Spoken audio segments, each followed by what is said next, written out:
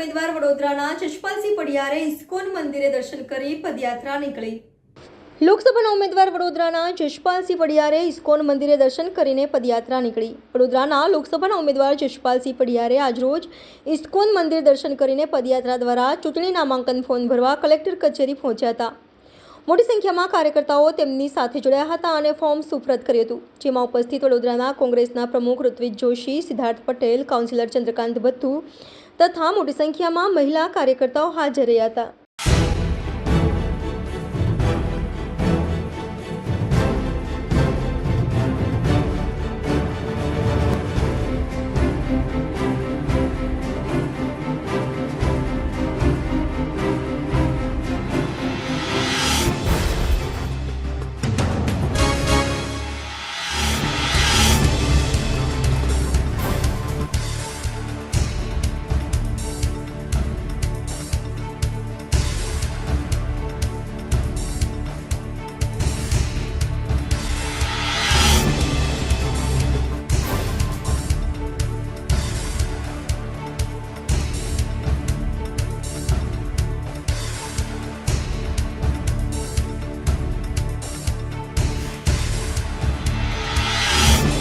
મંદિર દર્શનાર્થે આવ્યા છે અને હાલ હવે ફોર્મ ભરીશું।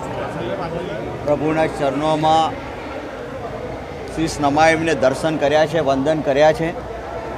ઘરેથી પણ માતાજીની આરતી કરીને વડીલોના આશીર્વાદ લઈને હાલમાં જે દેશ અને રાજ્યની પરિસ્થિતિ છે, જે રીતની લોકોને હાલાકી પડી રહી છે, એના માટે થઈને લોકોને ન્યાય મળે, હક મળે, અધિકાર મળે, તમામ યુવાઓને રોજગારી મળે, સાથે શહેર જે વિકાસથી વંચિત રહ્યું છે એને સ્માર્ટ સિટીની જે વાત હતી એને પણ સાર્થક કરવાના એક નિર્ધાર સાથે ને એક ધ્યેય સાથે અને સૌ મારા યુવાનોના સહકારથી, મારા સૌ વડીલો, માતાઓ, બહેનોના આશીર્વાદથી જે મને ઉર્જા અને આશીર્વાદ આપવા માટે અહીંયા પધાર્યા છે, એ સૌના સહકારથી આજે આ વડોદરા લોકસભા બેઠક માટેનું ઉમેદવારી પત્ર ભરવા જઈ રહ્યો છે।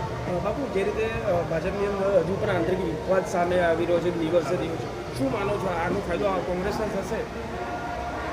વાત એ રીતની છે, જે રીતે જ્યારે કોઈ બે પરિવાર હોય અને કોઈ દીકરી કે દીકરો હોય, એના ઘરે એના માતા પિતા એટલે કે પરિવારના મોભીને જોઈને કોઈ દીકરી એના ઘરમાં કે દીકરોના સગપન કરતા હોય છે, પણ એ પરિવારને મોભીને જોઈને કરતા હોય છે। પરંતુ એ જે લગ્ન થયા અથવા સંબંધ જે બંધાયો એ પરિવારના મોભીને જઈને સંબંધ બંધાયો, પરંતુ જે રીતની પરિસ્થિતિ જેના પર જેને દીકરી અથવા તો દીકરાના લગ્ન કરવાના હોય એ જ પાત્ર જો સારું ના હોય અથવા તો એ રીતની પરિસ્થિતિ ઘણી વખતે થતી હોય છે, ત્યારે હું વડોદરાની જનતાને ચોક્કસપણે કહીશ કે આ બધાની વિચારધારા હું જાણું છું, પરંતુ એક તક આપ બધા પાસે માગી રહ્યો છું। આપ બધા જેને આદર્શ માનતા હશે એમનો મને કોઈ વાંધો પણ નથી, પરંતુ આપ બધાએ સતત 28 વર્ષનું શાસન પણ જોયું છે। આપે કોને જોઈને મત આપ્યા છે? જે મેં હમણાં ઉદાહરણ કીધું કે કોઈ સંબંધ બંધાતો હોય તો પરિવારના મોભીને જોઈને આ કરતા હોય છે। આ બધાએ પણ એ રીતનું જોઈને કદાચ મતદાન કર્યું હોય, પરંતુ જે શાસકો રહ્યા હોય 28 વર્ષ સુધી, એ પાત્ર જો કદાચ વ્યવસ્થિત ના હોય તો એમના માનનીય મુખ્યમંત્રીશ્રીની જે ટકોર જે કરી છે એ ટકોર પણ કરે, અને પક્ષના અધ્યક્ષ દ્વારા જે પણ ટકોર કરી છે એ ટકોર પણ ક્યારે કરવી પડે કે જ્યારે તમે જેને આદર્શ માનતા હતા એ આદર્શને જોઈને તમે મતદાન કરતા હોવ છો, પરંતુ વાસ્તવિકતા જેની સાથે તમારે કામ લેવાનું છે એ જો વ્યવસ્થિત કામગીરી ના થઈ શકે તો એમાં જનતાની વડોદરાની જનતાનું હિત સચવાયું નથી, વિકાસનું હિત સચવાયું નથી। એટલા માટે થઈને આ વખતે વડોદરાની જનતાને અપીલ છે કે આપ જોઈ વિચારીને મતદાન કરશો। લોકશાહી में उम्मीदवार અને ચૂંટણી એક મતદાતાઓની પવિત્ર તહેવાર જેવો ગણાયા. એની અંદર અમારો ઉમેદવાર જસપાલસિંહ જ્યારે ફોર્મ ભરવા જતા હોય ત્યારે એના તમામ કાર્યકર્તા એની સાથે જોડાઈ અને ફોર્મ ભરવા જઈએ છીએ.